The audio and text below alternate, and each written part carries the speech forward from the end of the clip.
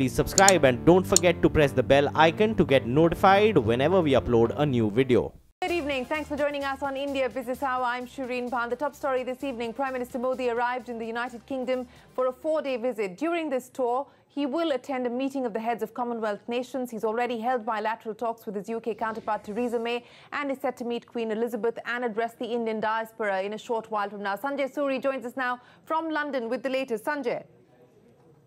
The platform underlying this visit is Brexit.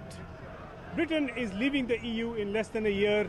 It is looking at the Commonwealth as a new market. Within the Commonwealth, India is by far the biggest potential new market for British goods and trade and services. And it is no surprise, of course, that the leaders resolved and declared that they will work closer together to build ties post-Brexit, meaning, of course, trade ties primarily. On the political front, the two leaders have been discussing areas of mutual concern, such as fighting radicalization, sharing intelligence to counter terrorism, ways of strengthening the Indo-British civil nuclear deal. There is a CEOs forum that the two leaders addressed on the second occasion that they met, and that is an indication how far the two leaders do want to take trade ties into the future. Sanjay Suri, appreciate you joining us to give us a heads up on what we can expect. We're now joined by Richard Heald, the CEO of the UK-India Business Council, joins us live from London. Richard, appreciate you joining us here on CNBC TV 18. Let me start by asking you about what's been the big highlight from the UK-India CEO Forum, the CEO Forum being headed from the Indian side by Ajay Piramal, from the UK side by Jerry Grimstone of Standard Life. What were the areas of opportunity and the areas of contention? Well, Shireen, thank you very much. I have to say that your Prime Minister is very welcome here. He's brought with him some of the best weather that we've had so far this year. So that certainly has been cheered us all up. Yes, you're quite right. We had a CEO forum held just a few hours ago, and it was addressed by both Prime Minister May and also by Prime Minister Modi. There was a very good turnout of senior Indian industrialists, and also a very good turnout of major UK companies that invest in India. And there were three real topics that were discussed. The first was technology and technology collaborations. The second was, in the context of Brexit, how can we actually improve bilateral investment and bilateral trade? And the third element was data. And data management, data capture, how it can be leveraged, how it can be protected, and how it can be secured. So those were the three key discussion points around the table between the CEOs. Several MOUs have been signed as well. But Richard, the UK continues to be a large investor into India, and Indian companies have also been stepping up investments into the UK. Given the fact that you're on the cusp of exiting the EU, the bilateral relationship and equation between India and the UK will have to be redrawn in that context. Given that, what are the specific areas that you believe, India will want the UK to sort of, whether it's opening up or providing faster access, what are the specific issues that have been raised by CEOs on both sides in a post-Brexit world? Yeah, I think that's a very good question. I mean, the key focus that we've seen in the bilateral discussions, both within the CEO forum and between the two prime ministers, has been around technology. And there's been an announcement this afternoon from the two governments that we're going to have a strategic technology partnership, which really does focus on key elements of the developing economy, both within India and the UK. I mean, key points that have come out of the announcement is that there's going to be a centre of excellence set up focusing on future mobility, green cars, green mobility out of Pune. And also there's going to be a similar sort of focus on artificial intelligence, Internet of Things, augmented reality, virtual reality type coding, and that's going to be based in Bangalore. So very much a technology focus. And I think also there was a very strong recommendation from both sets of CEOs that we should be working together to find the right framework and parameters in which to manage data and to control data and to use data. And clearly, you know, we've seen certain situations recently with Facebook, etc. We're seeing legislation coming in from Europe in relation to privacy and data. And there is a feeling that actually UK and India should be working together to put a framework in front of both governments so that we can actually crystallize regulation to the betterment of society. You know, one of the contentious issues that UK companies have addressed in the past have to do with tax issues in India, whether it's Vodafone or Kane, UK headquartered companies, you know, are now involved in arbitration proceedings against the Indian government internationally. Was this concern raised in any form or fashion? Yeah, well, there was a discussion around ease of doing business. And I think, you know, in any bilateral relationship, there are always issues on both sides. I think how I would summarize it is that both the government and the corporates reinforce the necessity to adhere to the rule of law, to arbitration processes that are ongoing in that. I think that's tremendously important to give corporates and investors the confidence in which to invest going forward. At the same time, there were issues raised by the Indian side with regard to the UK, with regard to Tier 2 visas, the ongoing situation, as well as to do with totalization, which is the issue of national insurance being paid in the IT sector, those Indians who are working here. Both of these were raised with the respective governments, and I think that both prime ministers said that they would take these away and reflect on them. You know, one of the other issues I understand that was discussed as part of the bilateral discussion between Prime Minister Modi and Theresa May was the issue of economic offenders. And India has, of course, been raising the concern about UK providing a safe haven to economic offenders. Was there any conversation around this issue, Richard? No, there was nothing raised in the bilateral, at least in the CEO forum on that point.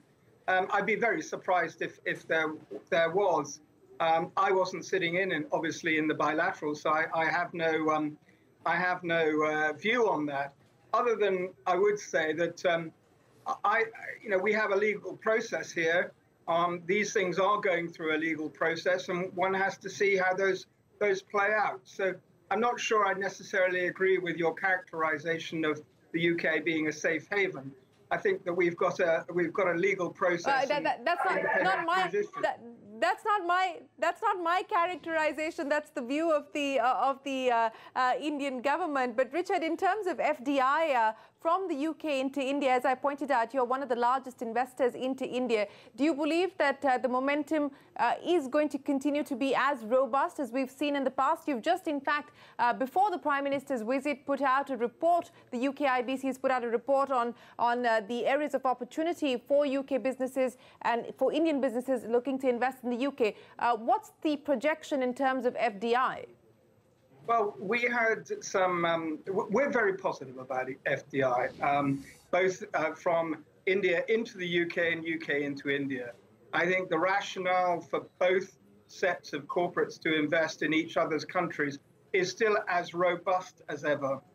But at the same time, we're seeing announcements of further deals being done between our two countries. We're also hearing that GSK is going to be opening its new factory within a few months. We believe that there are other announcements imminent in terms of companies that are either going to be moving to India or indeed are going to be expanding their manufacturing bases. So yes, we're very positive.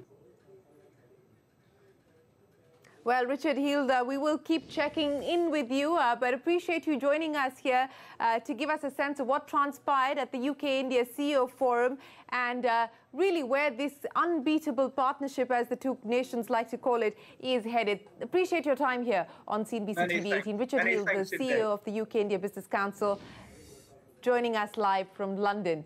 Back home, bankers who were hoping for some reprieve from the Reserve Bank when it comes to rules governing the resolution of bad loans have been disappointed. RBI's Deputy Governor N.S. Vishwanathan has indicated quite strongly that the central bank stands by the rules that it issued in February this year.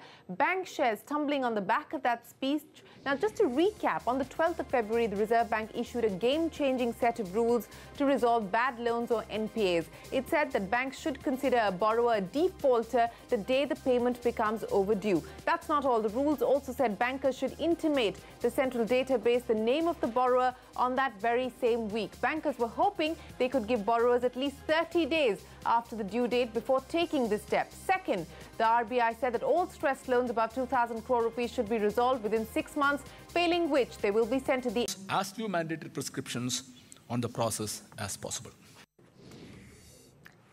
The RBI to stay firm on the Feb 12th circular, bank stocks taking a nosedive on the back of that. Now, speaking of bad loans and the resolution, the first wave of resolutions through the Insolvency and Bankruptcy Code has not met staggering success. The 270-day deadline for resolution of the 12 cases to the NCLT by the Reserve Bank almost over, and so far only one case has found some kind of closure, and that is Electro Steel. So what is the status of the other 11 cases? CNBC TV 18's Ritu Singh is standing by with a report card that sheds light on the status and the road ahead for each of these large defaulters. Ritu, what is the report card looking like? For the 12 large defaulters that have been identified by RBI to send to the NCLT, time is fast running out. For 4 of those 12 cases, the 270-day deadline has already expired, and for another 5, it will end by the end of this month. Now, the first one to see a successful resolution, of course, is the Electro Steel Steels, where the resolution plan submitted by Vedanta Group has been cleared by the NCLT, and banks will walk away with about a 55% haircut.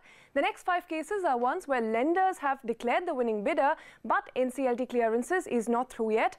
Tata Steel, for instance, has emerged as the highest bidder for Bhushan Steel, but is now facing various legal hurdles from operators and from the operational creditors and employees of the company as well. Banks in this case are likely to walk away with a 25% haircut. For Bhushan Power, again, Tata Steel is the highest bidder, but Liberty House has taken this case to NCLT, asking lenders to consider its bid, which, remember, was submitted after the deadline ended, so it's possible that the case may go for a rebid.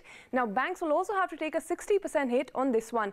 So as far, as for the proposal that is on the table for Monnet Ispat, however, the deadline, of course, is now passed, and the resolution plan by Aon and JSW has been passed by the lenders, but is yet to be approved by the NCLT. A 72% haircut is what banks will have to take in this one.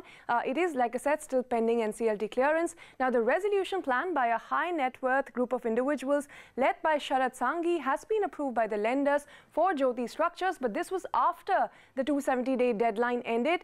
So whether or not it will be accepted by NCLT, that is something that we're yet to see.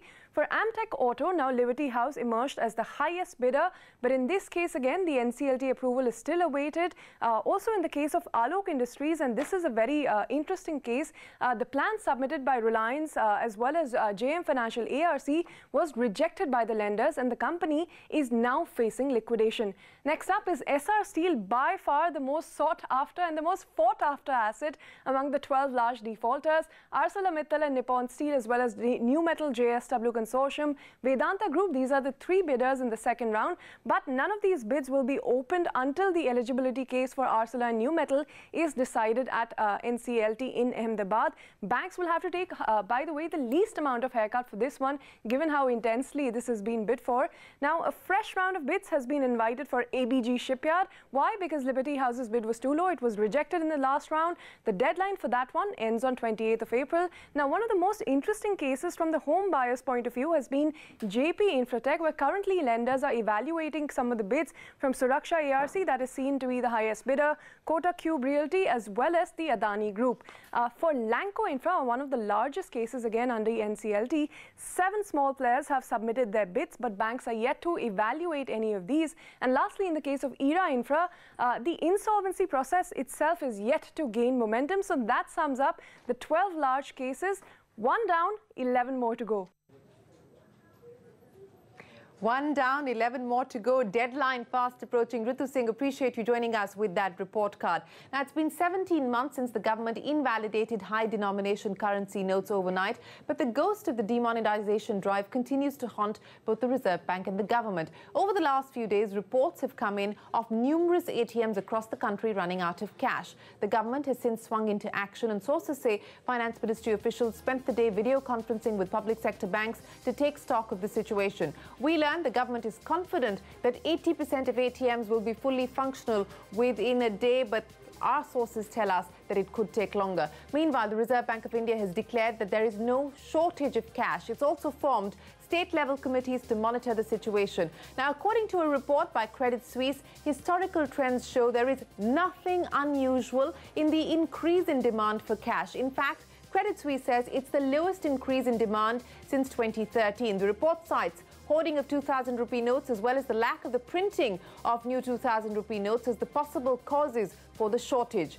A report by State Bank of India shows that ATM withdrawals rose by 12% in the second half of FY18 versus the first half. The report does say that the cash shortage defies logic since currency in circulation. In local events, marriage season, other things which are localized events affect cash demand significantly.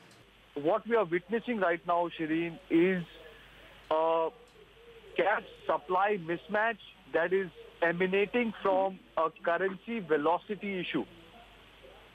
A 200 rupee denomination currency note is not conducive for high velocity. The number of times it changes hands is substantially lower than a smaller denomination, 100, 200 or 500 would. I think the Reserve Bank has indicated that more than 7 lakh crores of the 18.5 lakh crore of currency in circulation is in 2,000 rupee denomination, which anecdotally and otherwise is not the best denomination for high velocity. And if the transaction velocity is not high, it's unlikely that the note will come back into the banking system to then go back again into the ATM. So I think fundamentally the Reserve Bank stroke government are absolutely approaching it correctly to introduce a larger volume of 200 rupee currency notes and 500 rupee currency notes, because that is the only long-term solution. Now, I just want to say that the real logistic, the root cause of the logistics here now is the fact that the 200 denomination note that came about a few months back has not been made available pan-India in the volume that is ideally required.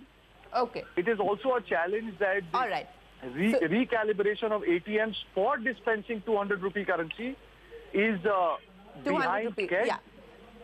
Right? I think on a long-term basis, these two things have to be addressed for this to be streamlined.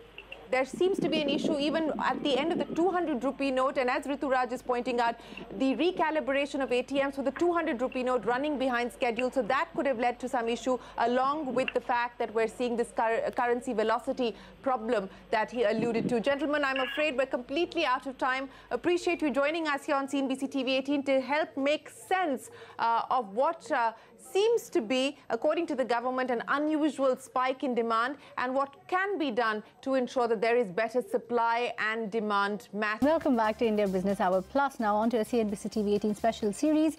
India's southern states are up in arms over what they see as the BJP-led centre's opposition of Hindi across the country. So it's not a stretch to see Kannada Pride or Kannada Swabhiman becoming one of the major campaign points as Karnataka heads to the polls. In our special series on the Karnataka elections, CNBC TV 18's Rukmini Rao and Archana Shukla report on the politics of language in the state.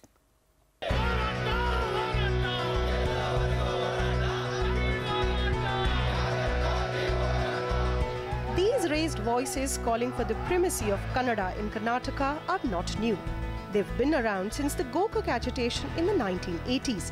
But what is new is that what was once an agitation driven by fringe groups like the Karnataka Rakshana Vedike or the Kannada Chalaveli Vatal Paksha has suddenly become a mainstream movement. The urban educated class is taking the lead in promoting Kannada through various online movements which go beyond social media platforms. There has been a proliferation of hashtags calling for the use of Kannada over other languages in public services, like hashtag Namma Metro Hindi Beda, meaning our metro we don't want Hindi, or hashtag Serve in My Language, and hashtag Namma Banku Kannada Beku, meaning our bank we want Kannada. And so, an already emotional subject is one of the key talking points in the state's politics. People are feeling the pressure of Hindi everywhere. They are feeling the pressure in banks, they are feeling pressure in different central government exams, say example IBPS exams or NEET exam, wherever you go, there is a special treatment to Hindi speakers. So now people are feeling it because of lot of social media campaigns and other things. So that actually helped us in actually making this movement big. Being Bangalore-based Kannada voters, do you think that the campaigns that have been going on and of course in terms of the voting pattern per se, as voters, do you think the kind of support perhaps that the government has given to Kannada, is that going to make any difference at all this time around in elections? Yeah, see, I mean, if you look at the history of Karnataka, right, Kannada as a subject was never an election subject, right? But today things have changed, you know, while we talk about the flag topic or you talk about the Hindi imposition issue or you talk about federalism, things have changed drastically, right? Kannada has come to the mainstream of your political arena. So definitely Kannada is going to make an impact and it is just there to grow in the future. Sure. Will that, will this issue kind of decide who you're going to vote? Yes, I mean, that's not a new thing for us, but as a Kannada person, if I have to see, definitely the steps that our representatives are going to take to ensure to get the services or the issues which relates to Kannadigas, if are taken up by our representatives, then definitely I would urge for them to vote, and then I would ask my friends, my colleagues, my family to vote for that person because he represents truly for us in our assemblies or in the national platform. The state Congress has been quick to make hay, and experts say it has scored a few brownie points by yielding to demands that Hindi signages at Bangalore metro properties be taken down, and unveiling a new state flag as an effort to validate Kannada identity. Not surprisingly, the BJP has also played ball, and for the first time, tickets for travel on the South West Railways are printed in Kannada. The question is, of course, whether this pandering to Kannada pride will actually benefit in terms of meaningful votes when the people go out to exercise their right to adult franchise. But for now, as the battle lines get drawn, one thing's for sure, that Kannada has become the language of politics in the state. In Bengaluru, Rukmini Rao. Kannada has become the language of politics. Important point raised by Rukmini, and of course we will keep bringing you these special series on Karnataka elections through the week. But for now, let's shift focus to commodities. Gold prices witnessed a marginal uptick today on the occasion of Akshaya Tritiya. Jewelers are upbeat since the higher prices have led to better footfalls, which are expected to boost the demand for gold, especially with the wedding and festival season apparently around the corner. Now, the government has also launched sovereign gold bonds with an assured return of 2.5% per annum. These will be available at post offices, banks and stock exchanges. Yash Jain gets us a ground report from Zaveri Bazaar as we try to get a sense of the consumer demand for the yellow metal. Well, this street here in the Zaveri Bazaar area of Mumbai has been buzzing with customers on this auspicious day of Akshaya Tritiya. Remember, after 2 years of subdued demand, the shopkeepers here in Zaveri Bazaar tell me that on this day of Akshaya Tritiya, they are experiencing a demand push as far as the yellow metal is concerned. In fact, as far as the trading day is concerned, there is an evident positive trend in gold sales, and they expect to close the day with a jump of about 10 to 15% as far as gold sales are concerned. What is really helping gold sales this time around? Remember, the marriage season this time comes along with Akshaya Tritiya, and according to these shopkeepers, that is getting a club demand for the yellow metal. Not just that, the gold prices are expected to remain steady in short to medium term because of the threat which is being posed by the other asset classes, which also makes gold a safer investment bet. So that is an encouragement here. What is really working against gold sales this time? Remember, the biggest reason here is the return. Gold has been an underperformer as compared to other asset classes, which is becoming a slight discouragement as far as investment aspect is concerned. Not just that, it's also the price aspect. Remember, gold has been trading at the highest price historically on the day of Akshaya Tritiya, so that is also somewhere becoming a discouragement. Nevertheless, these shopkeepers here are going all out in giving discounts as far as the making charges are concerned through various promotional offers to make sure that gold does not lose its sheen just yet. And that's a report by Yash Jain. And apparently, the shop was so buzzing that none of the shopkeepers or the customers had time to talk to Yash and give some comments there. But we will have to take a short commercial break on that note. Up next, coming up with Flipkart acquisition within reach, Walmart draws up plans to integrate both businesses. Exclusive details when we return. Stay right there.